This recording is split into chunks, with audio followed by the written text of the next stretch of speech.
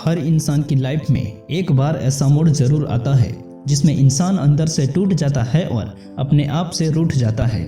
कभी कभी बिजनेस में हजारों लाखों रुपए का घाटा खा लेता है इंसान इस मोड़ की वजह से। तो कभी लव लाइफ में भी सामने वाला लड़का हो या लड़की इस मोड़ से जब वो गुजरते हैं तो 98% सामने वाले पार्टनर को भूल जाते हैं।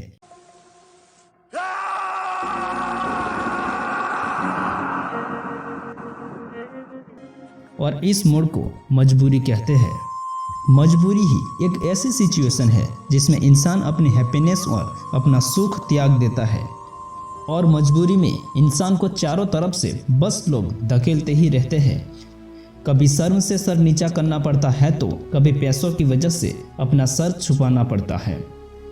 चलो एक छोटे से मजबूर बच्चे की कहानी सुनाता हूँ जिसे सुनकर आप चौंक जाओगे। स्विट्जरलैंड में एक छोटा सा बच्चा जिसकी उम्र सिर्फ 15 साल। एक बार ये बच्चा दुकान में से चोरी करते हुए पकड़ा गया और उस बच्चे के ऊपर कोर्ट में केस हुआ। और जब जज साहब ने उस बच्चे को पूछा कि बताओ बेटा तुमने चोरी क्यों की और किस चीज़ की तुमने चोरी की, बच्चा थोड़ी देर के लिए चुप हो गया और धीरे से बोला, सर मेरे पिताजी नहीं हैं। पिछले कई सालों से मेरी माँ घरों में काम करके मुझे पढ़ाती है, लेकिन पिछले 10 दिनों से मेरी माँ बीमार है और अब मेरे घर में खाने के लिए एक अनाज का टुकड़ा भी नहीं है, इसलिए मजबूर होकर मुझे ये चोरी करनी पड़ी। फिर जज ने पूछा, बेटा तुमने किसी से मदद नहीं मांगी? वो बच्चा बोला, सर मैंने मेरे आसपास के 50 लोगों से मदद मांगी, लेकिन उनमें से किसी ने भी मेरी हेल्प नहीं की, इसलिए तो मजबूर होकर मुझे ये चोरी करनी पड़ी। जज थोड़ी देर के लिए मौन हो गए और फिर धीरे से बोले, मैं मानता हूँ कि इस बच्चे ने चोरी की है और ये गुनहगार है, ये मैं मानता हूँ, लेकिन सबसे पहले वो जो 50 लोग हैं जिन्होंने इस बच्चे की हेल्प नहीं की, वो सबसे पहले इस चोरी में जिम्मेदार है। अगर वो चाहते तो इस बच्चे को हेल्प कर सकते थे और इसे चोरी करने पर मजबूर नहीं करते। इसलिए सबसे पहले तो वो 50 लोग हैं, इन सबको मैं $50 का दंड करता हूँ। और वो दुकानदार चाहे तो इस बच्चे को एक वक्त का खाना दे सकता था। आखिर इस बच्चे ने चोरी भी की तो किस चीज़ की, खाने की ही चोरी की ना, लेकिन उसने ऐसा नहीं किया, इसलिए उसे मैं $1000 का दंड करता हूँ।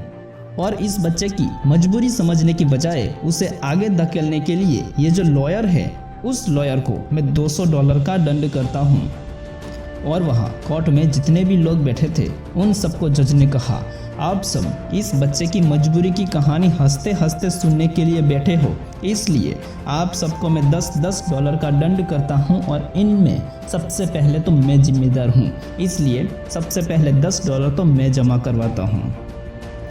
माय डियर फ्रेंड्स, कई बार हमें पता होता है कि सामने वाला इंसान मजबूर है, हम चाहे तो उसकी हेल्प कर सकते हैं, लेकिन हम अपने छोटे से स्वार्थ के लिए उसकी हेल्प नहीं कर सकते और वो बेचारा मजबूर होकर परेशान हो जाता है। आखिर हम इंसान ही तो है, इंसान ही इंसान के काम नहीं आएगा तो फिर कौन आएगा। और ये मजबूरी तो रहेगी ही, ये हमें बार बार रुलाएगी, बार बार हमारा सर झुकाएगी, लेकिन एक बात याद रखना, जैसे दिन के बाद रात आती है, अंधेरे के बाद रोशनी आती है, धूप के बाद छाव आती है, ऐसे ही बुरे वक्त के बाद सबका अच्छा वक्त जरूर आता है। और जिस दिन आपको सक्सेस मिल गई उस दिन ये मजबूरी से झुका सर आपका गर्व से ऊंचा हो जाएगा। बस अपने काम पे लगातार फोकस कीजिए और उसमें कुछ नया करने की कोशिश कीजिए। वक्त बदलेगा, जरूर बदलेगा। वीडियो अच्छा लगे तो please like share and subscribe जरूर कीजिएगा।